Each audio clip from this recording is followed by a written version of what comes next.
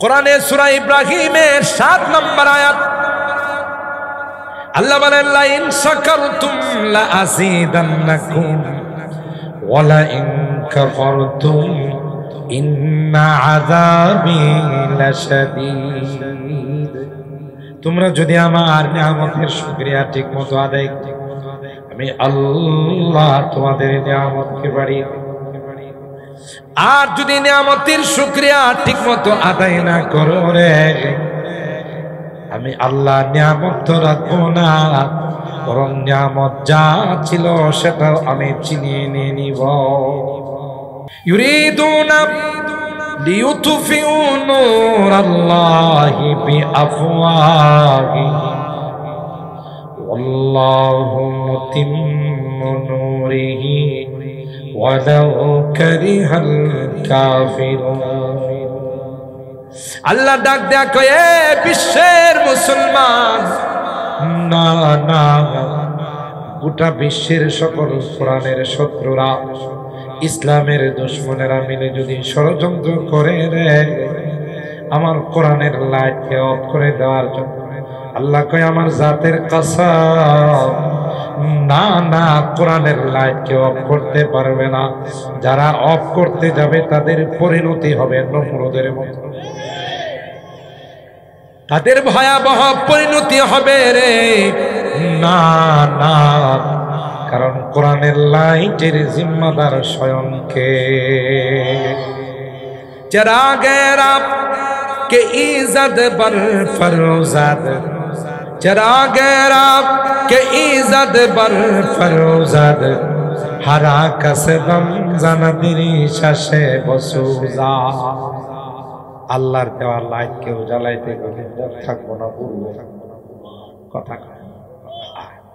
खुद साक़ी कौसर ने राखी मैं खाने की बुनियाद। अरे साक़ी कौसर सुन अल्लाह सरकारे तो आज़र करे এই সকল কোরআনের মাদ্রাসার ভিত্তি রাখছেন। সুবহানাল্লাহ। বলুন তো দেখি, কেউ ষড়যন্ত্র করে এই মাদ্রাসাগুলোকে অফ করে দিতে পারে? ভিত্তিটা নরম না শক্ত? আর জানেন, প্রত্যেকটা কোরআনের প্রতিষ্ঠানগুলোর সম্পর্ক দেওবন্দ মাদ্রাসার সাথে, দেওবন্দের সম্পর্ক রওজায়ে পাকের সাথে, আর রওজায়ে পাকের সম্পর্ক আল্লাহ। সুবহানাল্লাহ। खुद साक़ी कौसर ने राखी मैं खाने की बुनियाद, तारीख मुरातब करती है, तारीख मुरातब करती है, दीवानों की रौदा दिहाई इल्म हुनर का गहवारा, तारीख वो से पारा गए, हर फो निहाय के सोना है, हर शर्वाया में नारा। তাফসীরুল কোরআনের পক্ষে থাকলে জান্নাতে যাওয়া যাবে। আউযু বিল্লাহি মিনাশ শাইতানির রাজীম। বিসমিল্লাহির রাহমানির রাহিম।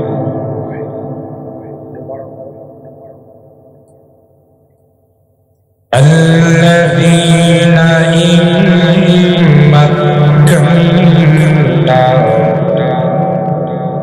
إن مكناهم في الأرض أقاموا الصلاة وآتوا الزكاة وأمروا بالمعروف ونهوا عن المنكر ولله عاقبة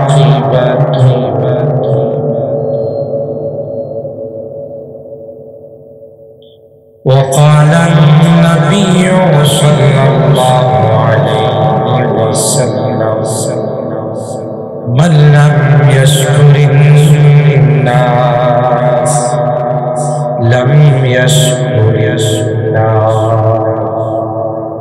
أو كما قال عليه الصلاة والسلام. بارك الله لنا ولكم في القرآن العظيم ونفعنا وإياكم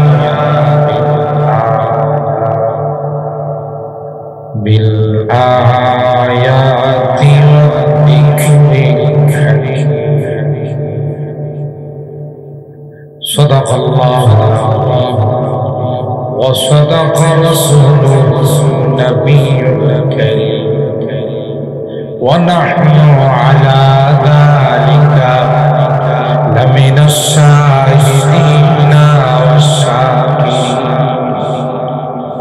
والحمد لله رب العالمين. সকলেই দরুদ আল্লাহুম্মা সাল্লি আলা মুহাম্মাদিন ওয়া আলা কামা সাল্লাইতা আলা ইব্রাহিম ওয়া আলা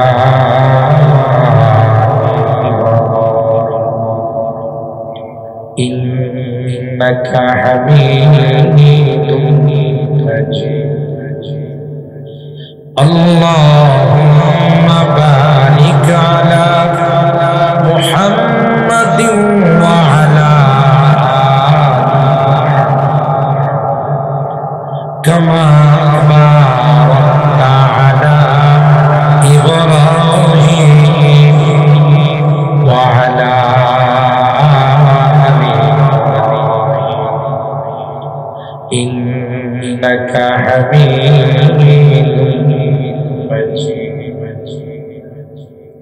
আলহামদুলিল্লাহ।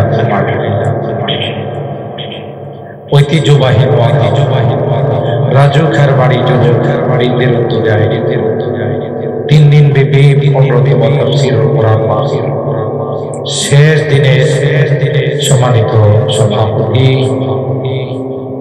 হাফেজ কারি আব্দুল্লাহ সাহেব জনাব রফিকুল ইসলাম খান সাহেব, হযরত উলামায়ে কেরাম, বারাদারানে ইসলাম, পর্দার আড়ালে আল্লাহ পাকের দরবারে লাখো কোটি শুকরিয়া যে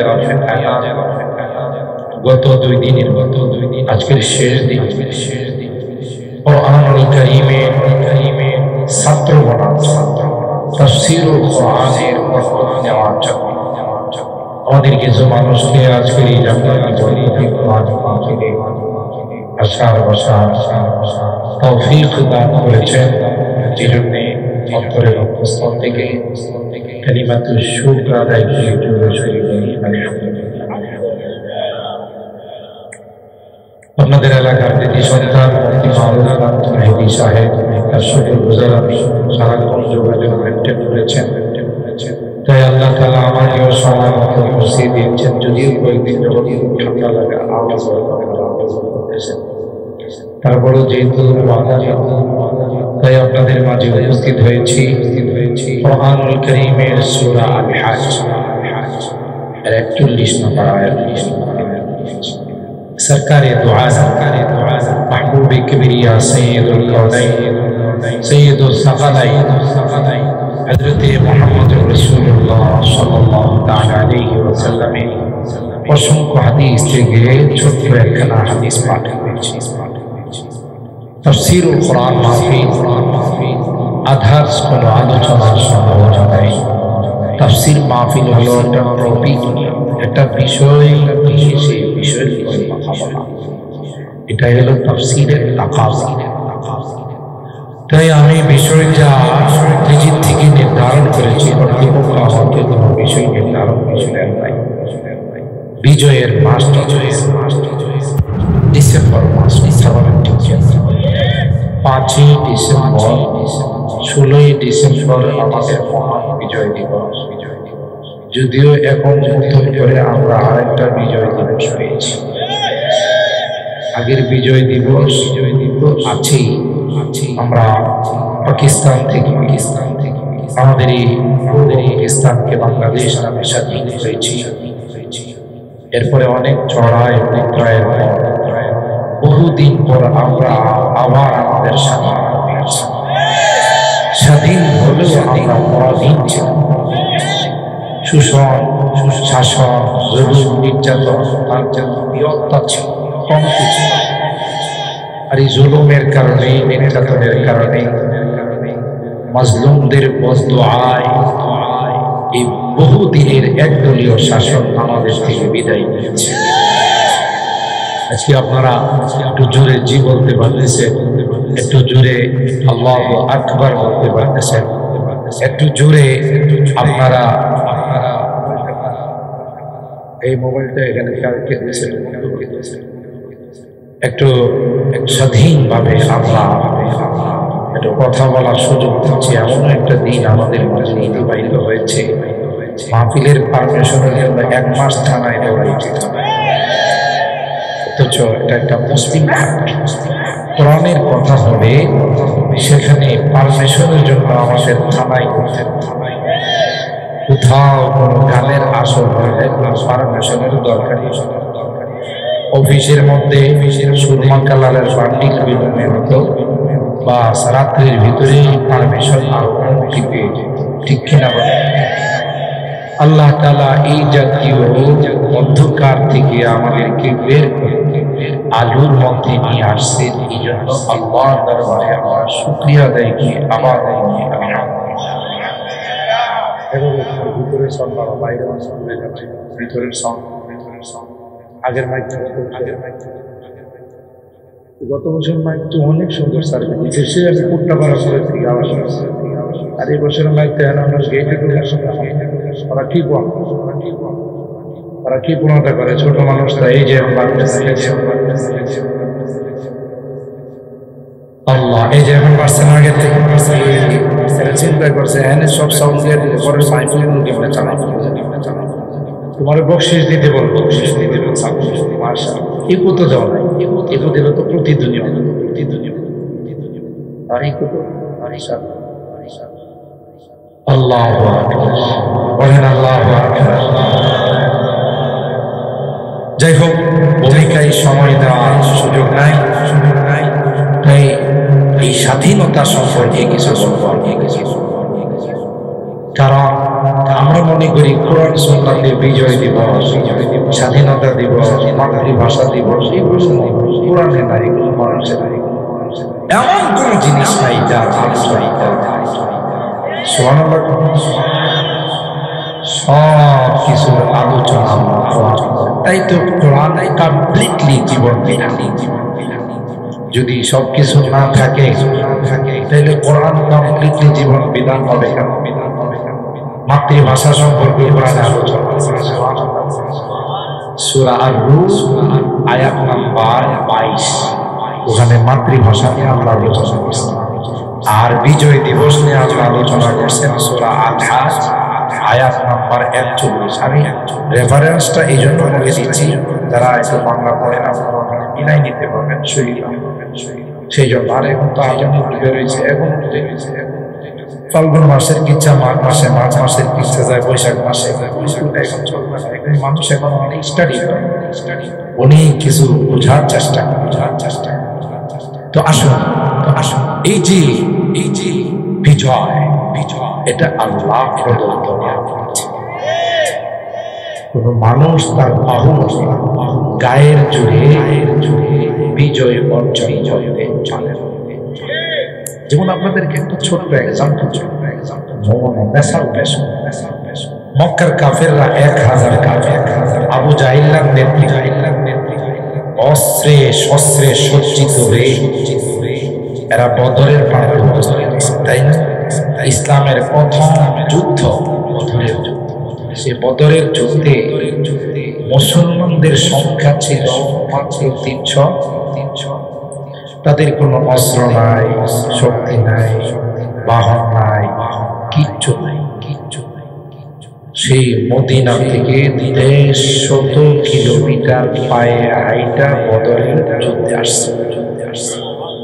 আসতে শোনা আগে তো সৌদি সরকার এখানে আসতে দিত না, দিতে সীমিত জায়গা সে বন্দি করে রাখে। এবং গোটা মক্কা মদিনা আপনি ভ্রমণ করতে পারবেন। কারণ এই যে আরেক সরকার বিভিন্ন রাষ্ট্রের যুদ্ধ লাগায়, যুদ্ধের মধ্যে পয়সা খরচ করে এখন এমজি কথা পায় না। এখন তার পকেট ভারী করার জন্য টুরিস্টের জন্য খুলে দিয়েছে। তারপরে আমাদের জন্য অনেক কিছু দেখার সুযোগ হয়ে গেছে। এতটুকু জায়গা পায়ে হেঁটে যাওয়া, যেমন এখান থেকে আপনাদের নোয়াগাঁও থেকে ঢাকা, কি সাধারণ কথা বলে?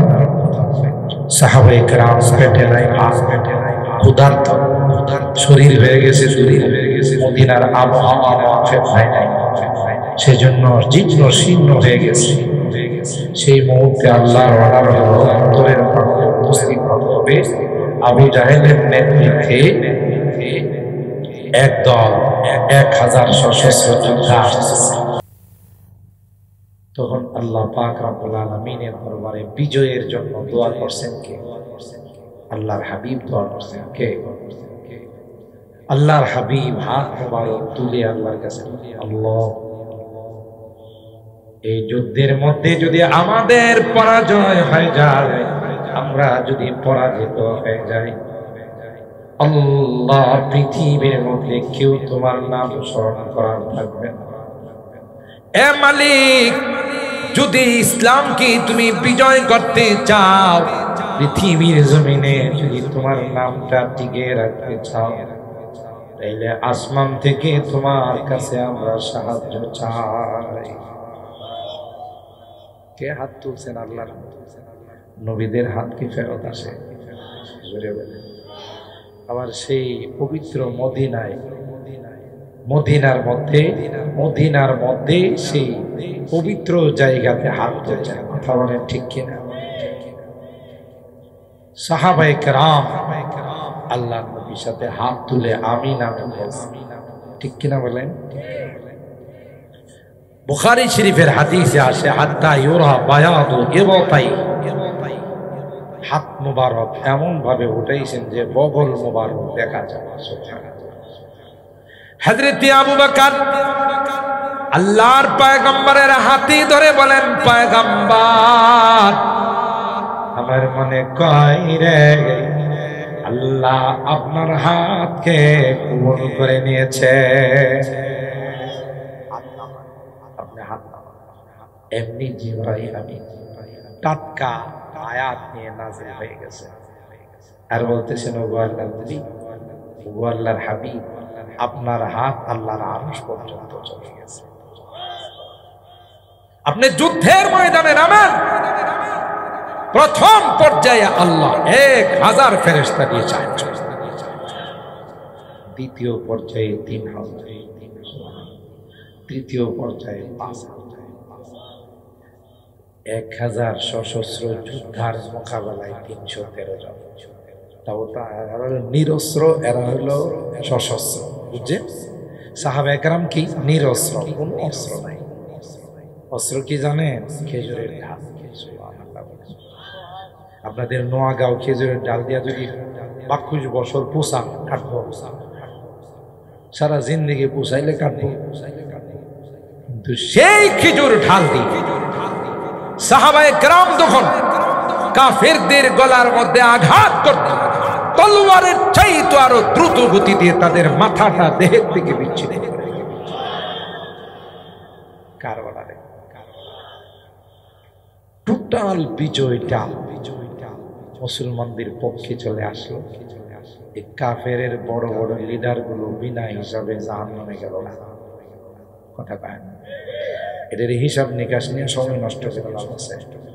এই জন্য বিনা হিসাবে আল্লাহ বড় বড় লিডার গুলোরে জাহান্নামে পাঠায় গেছে। সবচেয়ে আশ্চর্যের বিষয়গুলো আপনাদেরকে বলে রাখি, যেই জাতি ইতিহাস বলে জানি, কপাল ইতিহাস থেকে যারা শিক্ষা নেয় না, এদের মতো কপাল পড়া পৃথিবীর মধ্যে কেউ নেই।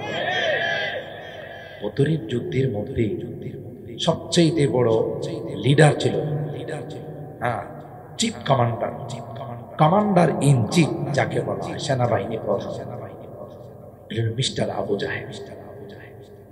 কে? মিস্টার আবু জাহেল। এই মিস্টার আবু জাহেলকে আল্লাহ হত্যা করাইছে দুইটা নাবালেগ সন্তান। বুঝছেন? কিন্তু ইতিহাস আপনারা বুঝেন, দুইটা নাবালেগ সন্তান, দুই ভাই মুআদ আর মুআওয়াদ। বুখারী শরীফের কথা।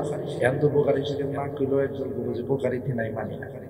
আপনাদের এই এলাকায় আসে না এই দলটা, এখনো ঢাকাতে আছে। এরা বাংলা বুখারী বগলে লয়ে লিয়ে নিজেদেরকে আলে হাদিস কথা বলে না, অথচ হাদিসের হাওয়াজা বাংলা বুখারী লয়ে লিয়ে ঘুরে আসবে আমি আলে হাদিস কথা বলে।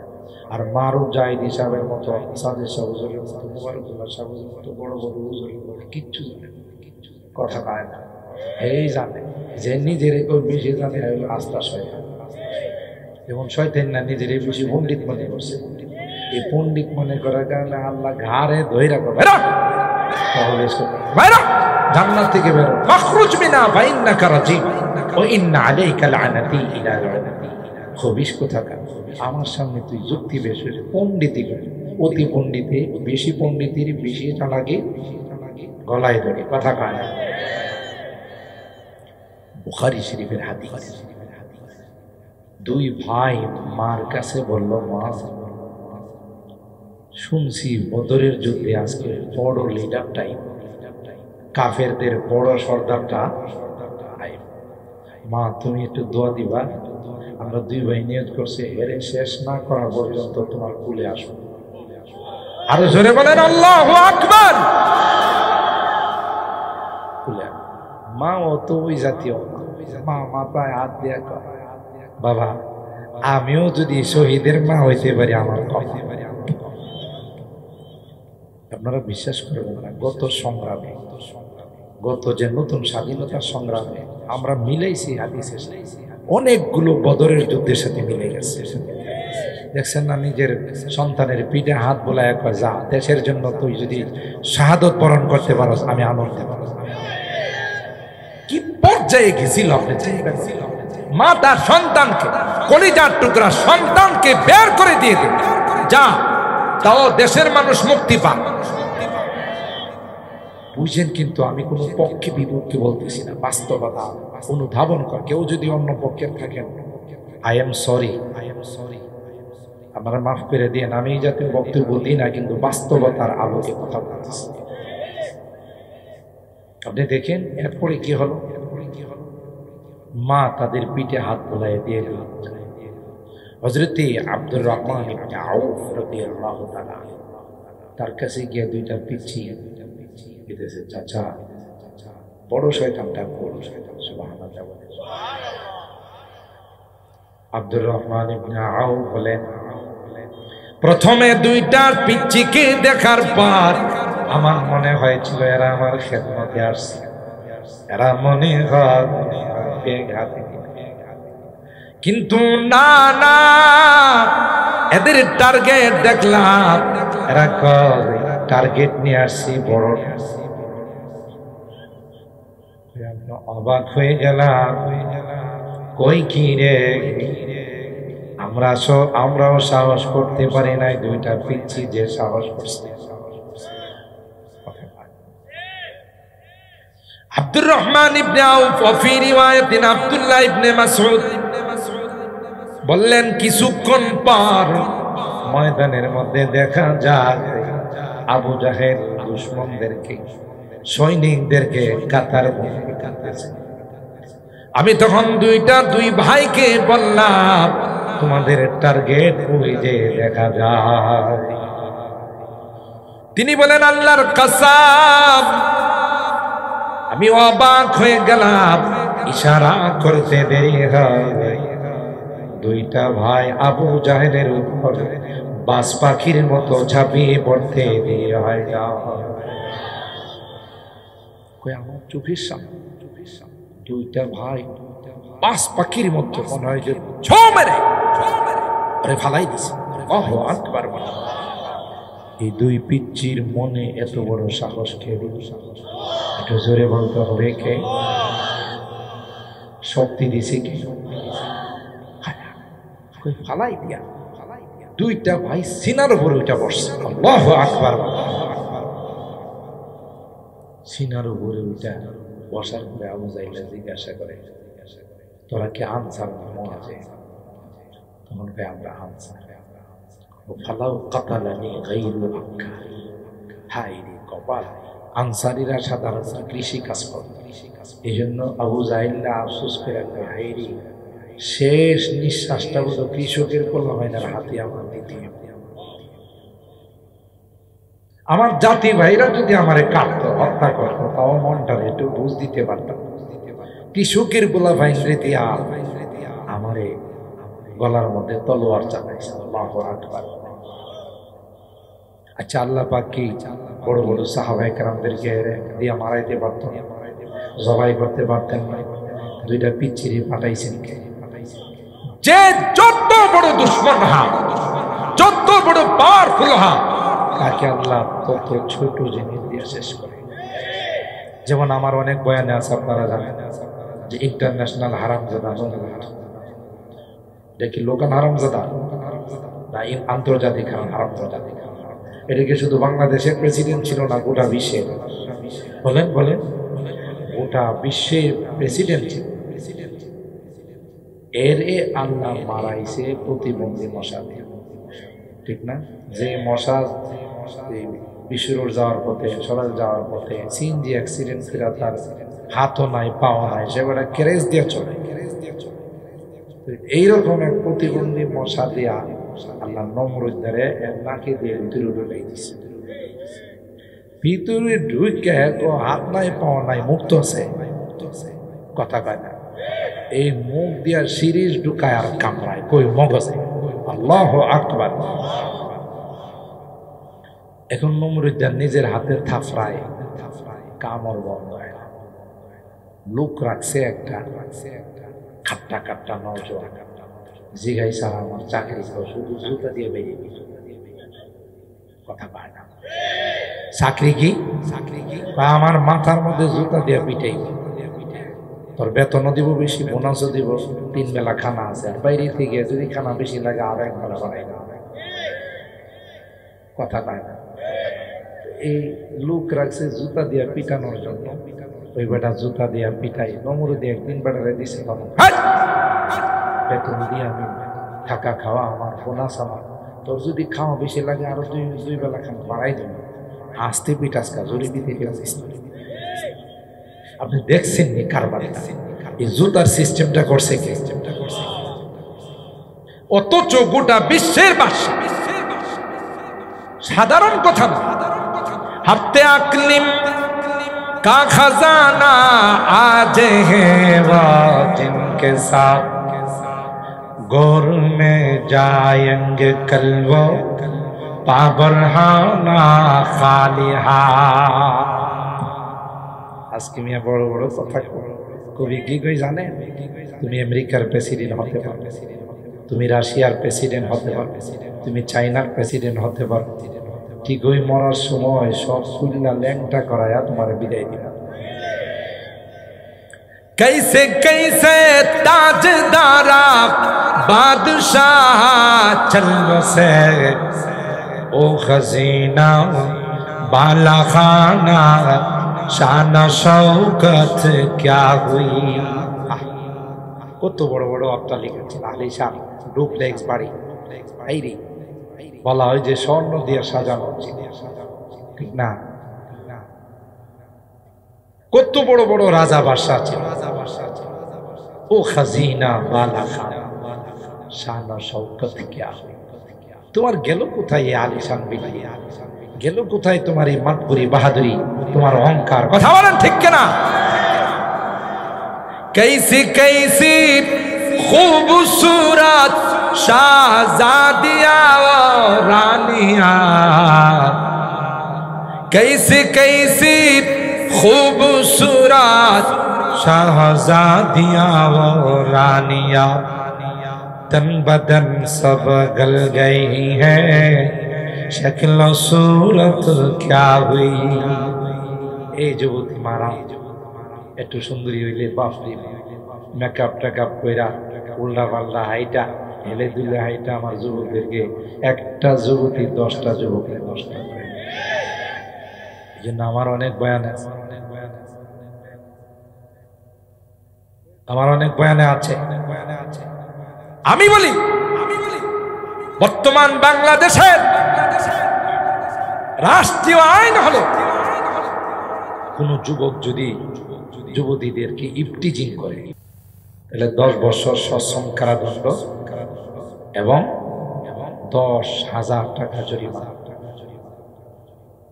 আমি বলি 10,000, আমি বলি যে যদি জরিমানা আরো বাড়ানো হয়, আরো যদি কঠোর করা হয়, তারপরেও ইফটিজিং বন্ধ হবে না যতদিন পর্যন্ত কোরআনে আইন চালু না হয়। গোড়াতে হাত দিতে হবে, সেটা হলো যে আসলে দোষী কারা, যুবকরা দোষী না যুবতীরা দোষী। আমাদের দেশের প্রত্যেকটা আইন, আমাদের দেশের প্রত্যেকটা আইন গোড়াতে না কাইটা আগা দিয়া টানবে। মাদক সম্পর্কে কি আইন আছে জানেন? মাদক নিয়ন্ত্রণ আইন আছে। আচ্ছা, নিয়ন্ত্রণ কখন হয়? যদি ঢুকে যা তখন এটারে নিয়ন্ত্রণ। তুমি ঢুকতে দিবা কিনলে কিনতে দিবা, এটা তো মুসলিম কান্ট্রি, কথা বলেন ঠিক কিনা? কোন ফরেনিয়ার, কোন বিদেশিরা যদি মদ খায় তার অফিসে খাবে, আমার দেশের বর্ডার দেয়া কোনো নেশার মদ ঢুকতে পারবে না। এই জন্য আইনটা হওয়া উচিত ছিল মাদক নির্মূল আইন। চাইলে আর মাদকের জন্য এত কিছু করা লাগে, কথা পায়। মাদক ঢুকবার দিছ, এখন নিয়ন্ত্রণ করবা, এটা তো ওই কিসা হয়ে গেল। ঘরের মধ্যে হিন কাটতেছে সুরে, তাই না? আওয়াজ হইতেছে, বউয়ে জামাই রে করতেছে, মনে হয় সোরামি আইছে। কি লেগে আওয়াজ হইতেছে, দেই না কি করে। তখন আস্তে আস্তে যখন গর্ত বুড়া বলাইছে, ঢুকে যাইব, মাথাটা দেখা যায়, বউ বেঁধেছে, সোরামি আছে, ঢুকে গেছে, কি করে দিই না। ঢুকে যখন মালামাল গোছানো শুরু করছে, যেহেতু ঢুকে গেছে, মালটাল তো লইতেছে, এরপরে কি করে দিই না, কথা পায় না। মালামাল গাটটিতে কইরা যখন সুরামিয়া বাইরে যেতেছে, তখন বউকে এত যাইতেছে, উত্তর জানেই না, কথা পায় না। এই হ্যাঁ জীবনে কোনোদিন চোরা মেয়েরা ধরতে পারবো? যদি দেখি না কি করে। ঠিক তদ্রুপ আমার দেশে আপনি আজকে যুবকরা নেশার করাল গ্রাসে যুক্ত হয়ে তাদের জীবন যৌবন সব শেষ হয়ে যাচ্ছে মাদকের কারণে, নেশার কারণে, ইয়াবার কারণে, বাবার কারণে। কথা বলেন ঠিক না বেটি? গোড়ার থেকে যদি নিষেধ থাকতো যে এটা মুসলিম কান্ট্রি, এটা নো অ্যালাউ, এখানে কোনো মাদক অ্যালাউ নয়, কথা বলেন ঠিক কিনা? আপনি আশ্চর্য হবেন, এয়ারপোর্ট গুলোতে গেলে ওপেন মাদকের দোকান, অবাক হন। ঠিক তদ্রুপ যদি গোড়াতে হাত দেওয়া হতো যে মুসলিম নারীরা প্রয়োজনে ইমার্জেন্সি কারণে বাহিরে যদি যায়, স্কুল কলেজ ভার্সিটিতে যায়, তাইলে রাষ্ট্রীয় আইন হলো এরা বুরকা পরে পর্দা মেনটেন করে যাবে। আল্লাহর কসম করে বললে আমি হানেস হব না। এই আইন যেদিন থেকে করা হবে, সেদিন থেকে একটা যুবতীও কোথাও ইফটিজিং এর শিকার হবে। কেন? কোরআনে সূরা আল আহজাব আয়াত নাম্বার 59 আল্লাহ জানে, ইয়া আইয়ুহান নাবিয়্যু কুল লিআজওয়াজিকা ওয়া বানাতিকা ওয়া নিসাইল মুমিনিনা ইউদনিনা আলাইহিন্না মিন জালাবিবি যালিকা আদনা আইয়ুরাফনা ফালা ইউযাইন ওয়া কানা আল্লাহু গফুরার রহিমা। আল্লাহ বলেন, হে পয়গম্বর, মুসলিম নারীদেরকে আপনার সন্তানদেরকে যদি বলে দেন প্রয়োজনে যদি বাহিরে যায়, ইমার্জেন্সি কারণে যদি বাহিরে যেতে হয়, এরা যেন পর্দা মেনটেন করে বাহিরে যাবে। যতক্ষণ পর্যন্ত বাসায় ফেরত না আসবে ততক্ষণ পর্যন্ত আমি আল্লাহ তাদের নিরাপত্তার জিম্মাদার হয়ে গেলাম। যার নিরাপত্তার দায়িত্ব আল্লাহ, কারো ক্ষমতা আছে তাকে বিরক্ত করা, গোড়াতে হাত না দিয়ে যদি আপনি আগাতে টানতেন, সুটকি ঘরে নিয়ে আইসা পত্রিকার মধ্যে ছড়াই দিয়েছেন যে সারা রাত ফ্যানের বাতাসে শুকাই। ম্যাডাম বলতেছে, আপনি যে এদের ছড়াই দিয়ে ঘুম দেবেন, মিস্টার বিড়াল যে আছে বাড়ি বিড়াল কথা কয় না। আর বিড়ালের সবচেয়ে প্রিয় খাবার হলো শুটকি, কথা কয় না। আপনি পোলাও কোরমা দেন, এত মজা করে খাইব না যে মজা করে শুটকি খায়, কথা কয়। আর আমাদের দেশের নারীরাও খুব চালে, এই জন্য হ্যাঁ দিঘা এইভাবে খাইব, শিক্ষা বানায় ঝোলাকে রাখে, যা খাইবে না মরবে, তুই চিন্তা কর কি করছি। এই জন্য অনেক সময় বিড়ালে লোভ সামলাইতে পারে না, লুটকি দিয়া খাইতে যায়, পয়রা পাওয়া ভাগে, তাও শুটকি ভাগে। এই জাতীয় সুযোগ যদি কোনো বিড়াল পায় যে পত্রিকায় ছড়াই দিচ্ছে, আপনাদের কি কারণ খুশি হবে না বেজার হবে? বিড়ালে এই শুটকি এইভাবে যখন ছড়াই দিছে, ম্যাডাম কইতেছে, আরে বিড়াল আছে তো সব খায়া বানা, তোর মাথা নষ্ট হয়েছে। আমি কম্পিউটারে বইসা বিড়ালের ব্যাপারে শক্ত আইন করতেছি। লেখছে যে একবার মুখ দিলে 10 বেদ, দুইবার দিলে 20 বেদ, যত মুখ পারবে তত।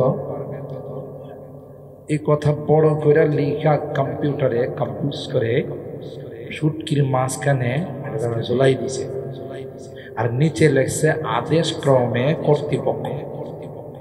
কি লেখছে? মানে এই যে আইন বানাইছে কর্তৃপক্ষ এটা বানাইছে, এটা উনি এখানে রাইখা এখন চল আমরা যায় ঘুমাই। ম্যাডাম কইল ঘুমাইবা যে সকালবেলা কিন্তু একবারে সাবার সব পরিষ্কার। কই তোর মাথা নষ্ট হয়েছে। এই আইন দেখার পর বিড়ালের বাপদাদ 14 গোষ্ঠীর ক্ষমতাই। বিড়াল তো তফ করতেছে অনেক আগের থেকে, কথা কয় না। একবার এদিকে যায়, আবার এদিকে যায়, শুধু এরা আছে দীক্ষা ঢুকতে পারে না, কথা কয় না। 7 তফ বিড়ালের শেষ, বিড়াল করতে আরো 7 তফ করি, কথা কয় না। বিড়ালে তফ করতেছে আর ঘুরতেছে, যেই গেছে গা খায়। বিড়াল আইসাই তো 10 মিনিট মালিকের জন্য দোয়া করছে, কথা। এ মালিক, জীবনে একটা শুটকি খাওয়ার জন্য কত লাভ দিয়েছি, কত পাও ভাঙছে, ট্যাং ভাঙছে, কিন্তু শুটকি কোনোদিন ভাগ্যে জুটে না। আজকের মালিক কত ভালো রে, শুটকিটা দস্তরখানে রাইখা চলে গেছে। তাই মালিকের হায়াত যদি কম থাকে, আল্লাহ তোমার কাছে আমার ফরিয়াদ, আমার জীবন থেকে 10টা বছর হেরে দিয়া দাও। এইভাবে 10 মিনিট বিড়ালে দোয়া কইরা যখন শুটকি দিয়ে মুখ দিতে গেছে, গিয়ে দেখে কঠিন শাসন। একবার মুখ দিলে কইবে, দুইবার দিলে। বিড়ালে কানুন গুলো দেখে লাথি মাইরা কানুন ফেলে দে, আর আগে প্রিয় খাবারটা শেষ করি, পরে দেখবো কি আছে। কথা শুটকি থাকবে না, কেন? ওই আসলে সংরক্ষণ করতে পারে নাই। মহিলাদের মতো শিক্ষাতে জোরানো দরকার ছিল, মহিলাদের মতো সংরক্ষিত জায়গাতে দরকার ছিল, বিড়াল যেন এভাবে ঢুকতে না। আর সংরক্ষণ না কইরা তুমি আইন বানাও, বিড়ালে বুঝে এটা আমার ঠ্যাং মানে না। ঠিক তদ্রুপ কোরআনের সূরাতুল আহজাবের 33 নম্বর আয়াত, 49 নম্বর আয়াতে বলে, নারী জাতির উপর নামাজ যেমন ফরজ, পর্দাও ফরজ। কথা পায় না কোনো অংশে কম। সেই নারী জাতি যদি পর্দা মেনটেন করে, তাইলে আল্লাহ বলেন তার নিরাপত্তার দায়িত্ব আমি নিলাম। আপনারা যারা মুরব্বীরা আছেন, পোলা ভাইরা জানেন, এরশাদ চাচার আমলে, আমি অনেক বয়ানে বলি, এরশাদ চাচার আমলে, চাচা তো নাই, চাচার অনেক দোষ ত্রুটি ছিল, চাচার শেষ বয়সে এসে সকালে কিছু একটা, বিকালে কিছু আরেকটা, তো যাই হোক এটি না, কিন্তু চাচার শাসন আমলে দুইটা কাজ করছে, দুইটা আইন করছে। একটা আইন ছিল, কোনো নারী যদি পেট বাইর করে রাস্তায় যায়, কোনো কথা নাই, বিনা পয়সায় আলকাতরা। মনে আছে আপনাদের? কোন নারী যদি পেট বাইর করে রাস্তায় যায়, বাঁচতে থাকে। আল্লাহ কোরআনের কথার মধ্যে যেমন সুরগুল করা যায় না, কোরআনের আওয়াজের মধ্যে মোবাইলের আওয়াজও ডিস্টার্ব করে। কথা বলে ঠিক? আর ইবলিস কত যে চালাক, কত যে বিচক্ষণ। কই যে মুসলমান, তোরা মসজিদে গান বাজাইবে না, আমি সিস্টেম করে দিতেছি। এখন আপনার মোবাইলের মধ্যে রিংটোন হলো, কথা কয় না, শোনা বন্ধুর গান, কথা কয় না। আপনার মোবাইলের রিংটোন হলো, হ্যাঁ, পাটিয়ালি সুরের গান।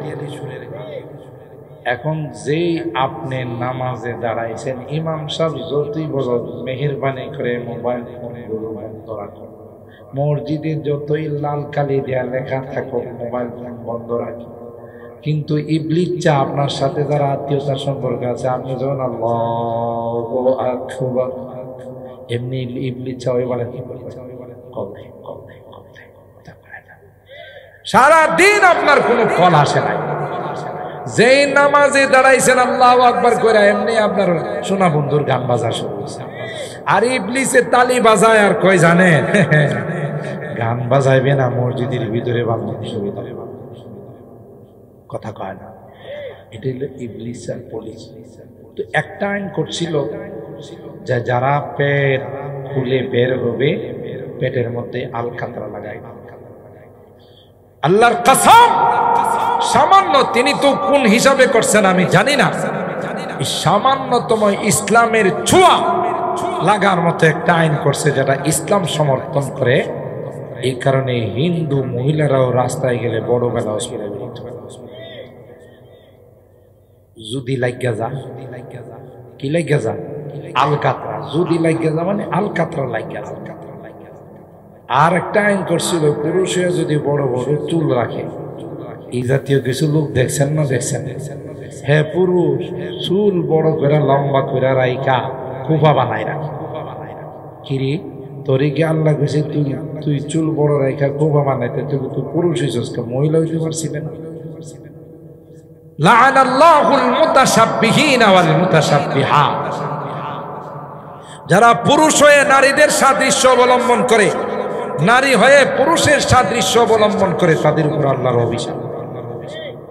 কথা কয় এখন এটাই বেশি চলছে। নারীরা কাটসাট, বব কাট, কাটসাট, শর্টকাট পোশাক পরে, চুল কাটে, বব কাটে, কথা কয়। এখন যেহেতু নারীরা চুল ছোটো ঘেরা বানাইতেছে, পুরুষরা চিন্তা করলে তাহলে আমরা বড় ঘেরা বললাম। ঈদের সময় দেখবেন কিছু কিছু যুবক পোলাপান, যদি আপনাদের এই এলাকায় সরাইল থানার মধ্যে নাই, বা নোয়াগাঁও, কালীগঞ্জ এগুলোতে নাই, দেখবেন কিছু পোলাপান আছে ঈদের সময় নতুন করে উড়না বানায়, গলার মধ্যে লাল উড়না ঝুলে। এই এলাকায় নাই, অন্য এলাকার কথা বলতেছে। আমি একটা জিজ্ঞাসা করলাম, বাবারে তুই তো পুরুষ, তুই উড়না লাগাইছস কেন? এখন কি করবো, হেরা তো উড়না বাদ দিয়ে লিখছে, এর লাগে চিন্তা করলাম আমি লাগাই। কথা কয় না। ঢাকা শহরে গেলে দেখবেন লেগুনার যত হেল্পার আছে, সবই কামচিত্র, কথা কয় না, এই দিকটা বড় বড় ছিদ্র করে লাগছে। আমি একবার অনেক আগে এক লেগুনার হেল্পার দেখলাম, কিরি তুই কামচিত্র করছস, কামচিত্র কয়েছেন এমনি ভাল লাগে।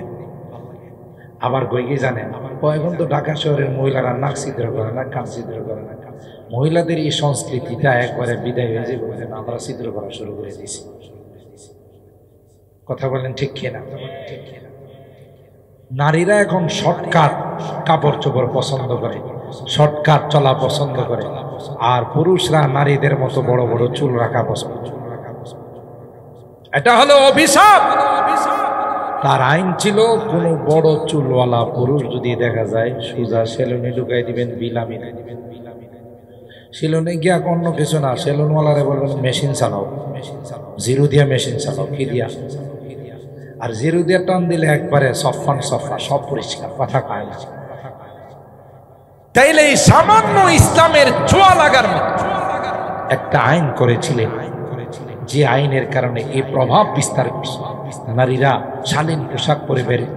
আল্লাহর কসম, কোরআনের এই পর্দার বিধান যদি রাষ্ট্রীয়ভাবে আইন করে করা হতো, এ দেশে কোনো ইফটিজিং থাকতো, কোন নারীকে ধর্ষণের কোনো মামলা আসতো, কথা বলা ঠিক।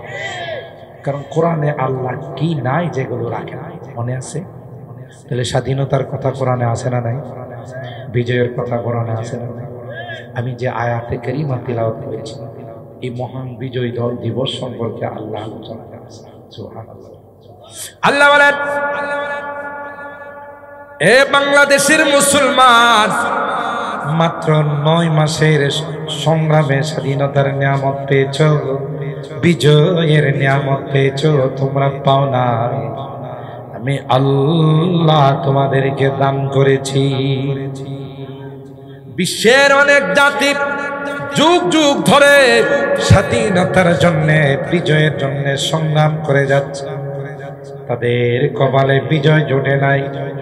সামান্য দিনের সংগ্রামে এত বড় বিশাল হানাদার বাহিনীকে তোমরা পরাস্ত করে বিজয়ের নিয়ামত পেয়েছ।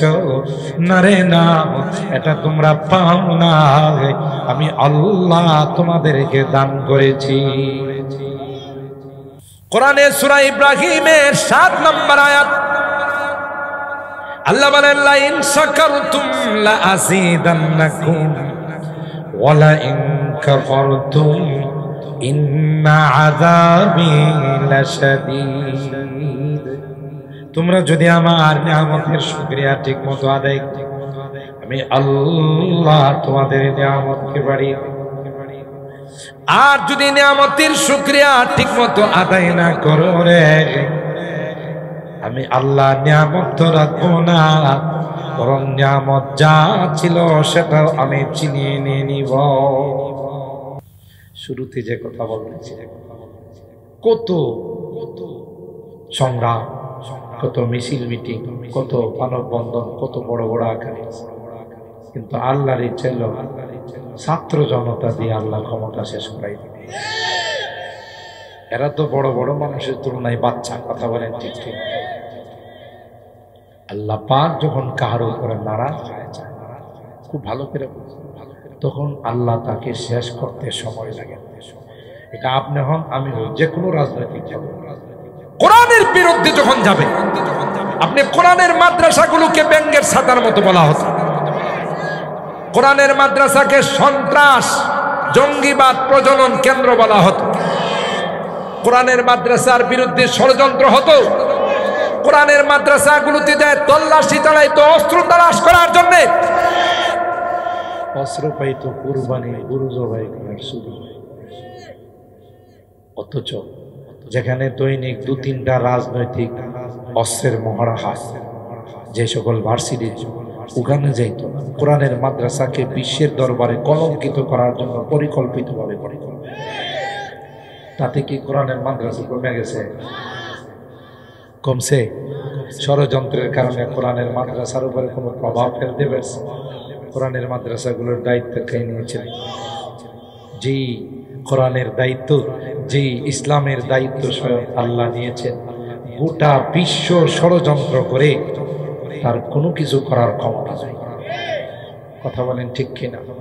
ইউরিদুনা লিইউতফিউ নূরাল্লাহি বিআফওয়াহিহিম ওয়াল্লাহু মুতিম্মু নূরিহি ওয়ালাউ কারিহাল কাফিরুন।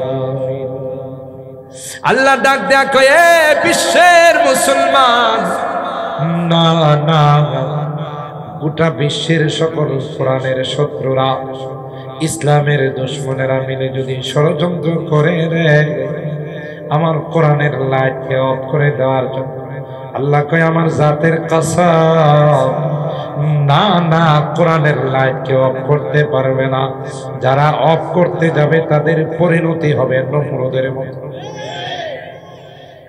তাদের ভয়াবহ পরিণতি হবে রে। না না, কারণ কোরআনের লাইটের জিম্মাদার স্বয়ংকে।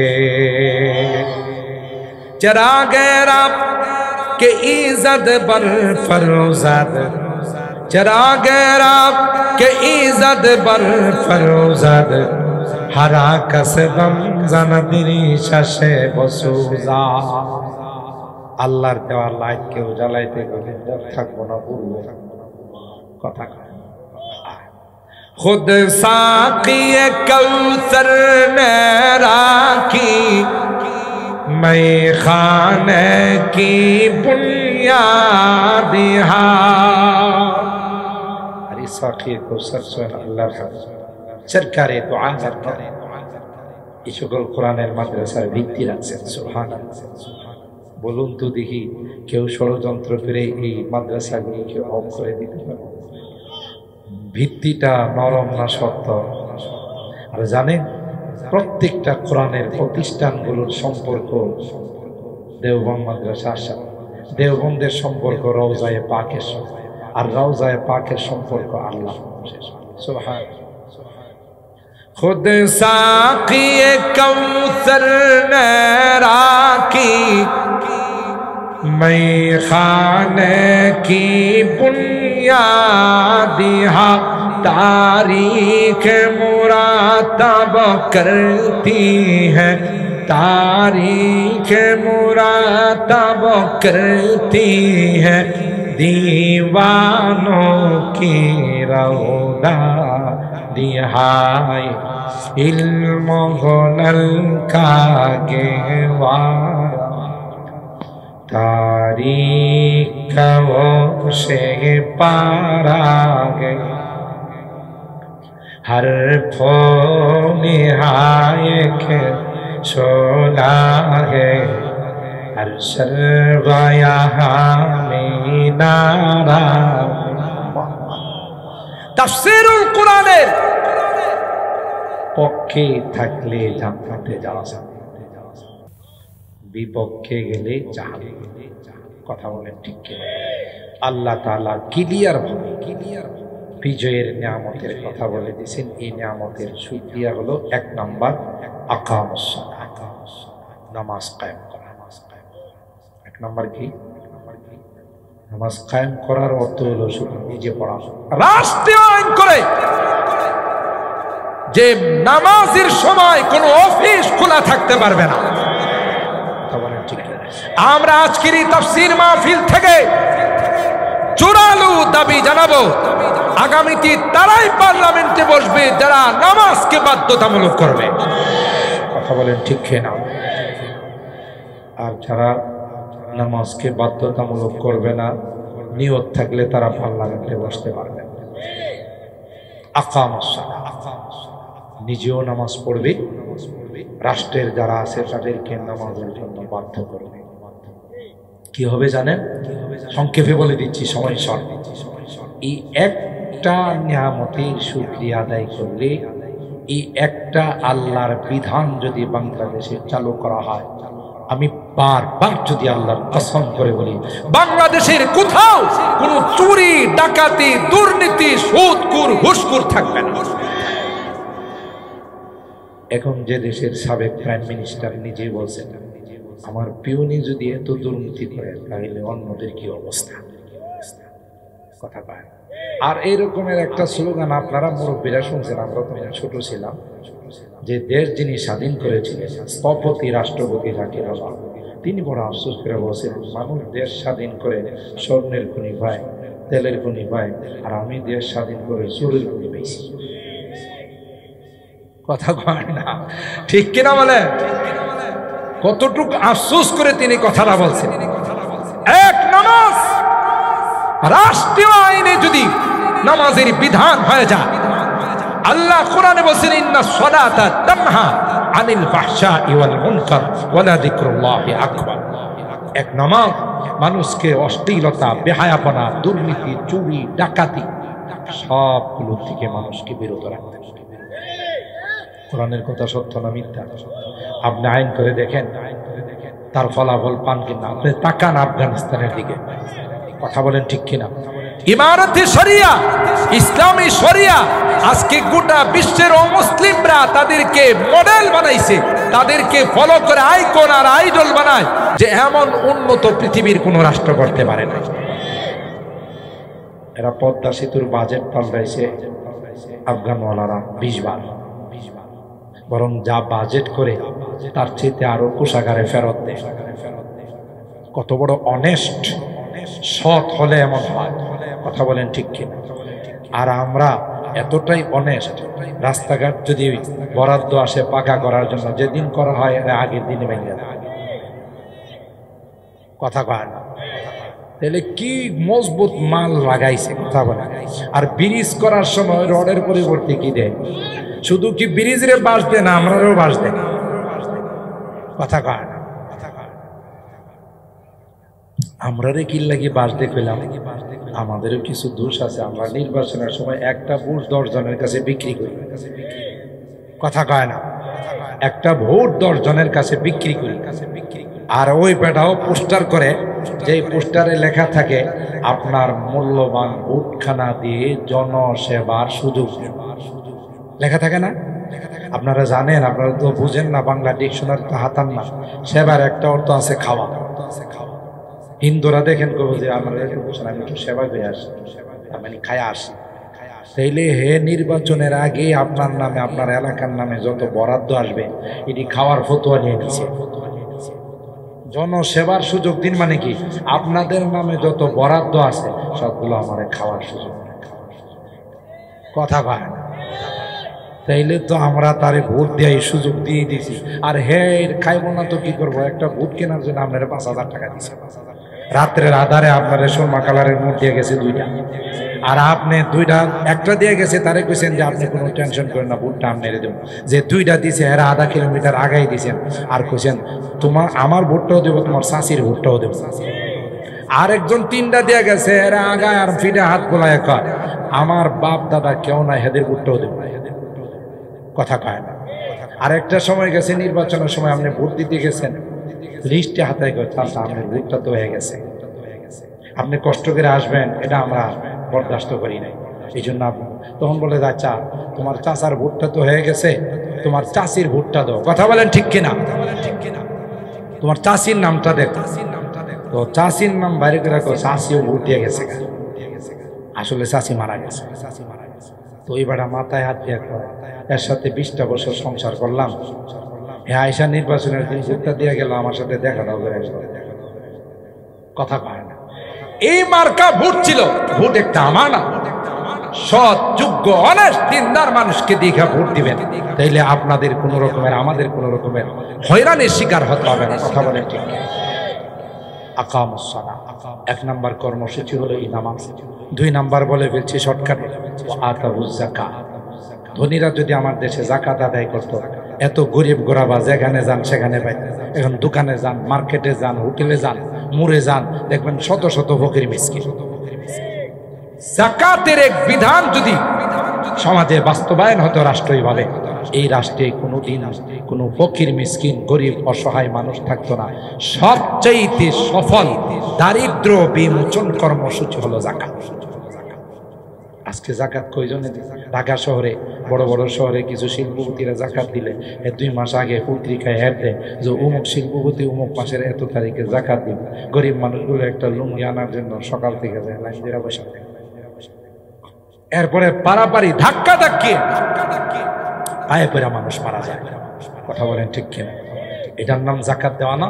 যাকাত দেওয়ার ইসলামী বিধান আছে। কাকে দিবেন, কিভাবে দিবেন?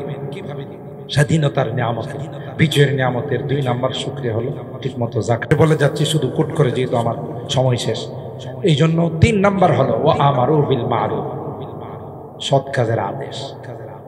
যেখানেই ভালো কাজ হবে ওখানে উৎসাহিত করা।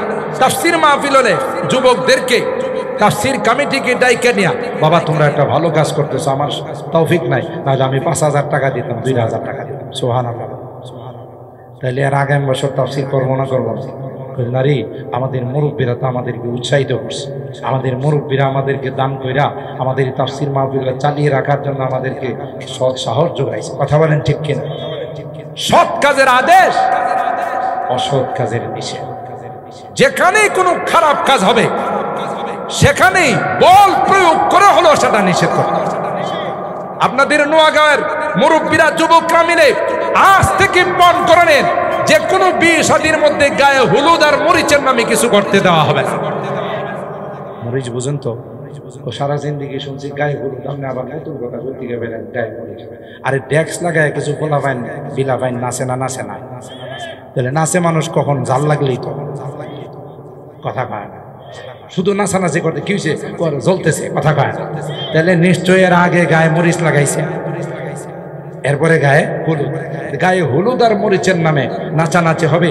আরে গাধা, যেই বিবাহ দাম্পত্য জিন্দিগির শুরুতে অনৈতিক কাজ হয়, গুনার কাজ হয়, গান বাজনা হয়, এই পরিবার থেকে, এই দাম্পত্য জিন্দিগির থেকে ভবিষ্যতে যে সন্তান আসবে এটা আব্দুল কাদের জিলানী। কথা কয় না, এটা সবচাইতে বড় বদমাশ হবে, কারণ এর সূচনাই গান দিয়া। বুঝেন আপনারা কথা? সূচনাই তার হারাম দি, বেহায়া বেপর্দা দি। এই পরিবারের সন্তান ভালো করে কি করে আসবে? এই জন্য আমি বহু জায়গায় মাহফিলে গেছি, আলহামদুলিল্লাহ। এই যে কালীগঞ্জ, গাজীপুর এক এলাকায় গেছি, কোথাও আমাদের ইউনিয়নে বিবাহ শাদীর মধ্যে কোনো গায়ে হলুদের নামে গান বাজনা করতে পারে না। কথা কোন ঠিক কিনা? ওই এলাকায় রহমত আসবে না, গজব আসবে? আপনারা নোয়াগাঁওয়ের মধ্যেই সবাইকে নিয়ে পরামর্শ করে এই আইন করে দেন। এটার মধ্যে অপচয়, বেহায়াপনা, অশ্লীলতা, বেলেল্লাপনা আরো যত আছে সব। আর যদি আপনারা এটা করে ফেলতে পারেন, ইনশাআল্লাহ এই নোয়াগাঁওয়ের যে সন্তান বের হবে এরা ইসলামের জন্য সৈনিক হয়ে যাবে। আরে এমনিই তো গোটা বাংলাদেশ জানে যে এই বাংলাদেশে যেদিন ইসলামী হুকুমত কায়েম হবে, কোরআনী শাসন কায়েম হবে, এটা ব্রাহ্মণবাড়িয়ার জমিন থেকে হবে। গোটা বাংলাদেশ জানে যে ব্রাহ্মণবাড়িয়ার জমিন ছাড়া আর কোথাও সর্বপ্রথম কলিমা খচিত, কালমা খচিত পতাকা উত্তোলিত হবে না। কথা বলেন ঠিক না বেঠিক? কারণ ব্রাহ্মণবাড়িয়ার মানুষ বারবার নজরানা পেশ করেছে ইসলামের জন্য। ফেব্রুয়ারিতে শাহাদত বরণ করে তারা নজরানা পেশ করেছে, হেফাজতের নজরানা পেশ করেছেন। কথা বলেন ঠিক কিনা? সুতরাং সারা দেশের মানুষ জানে অকাতরে ইসলামের জন্য তারা জান দিতে প্রস্তুত। কথা বলেন ঠিক না বেঠিক?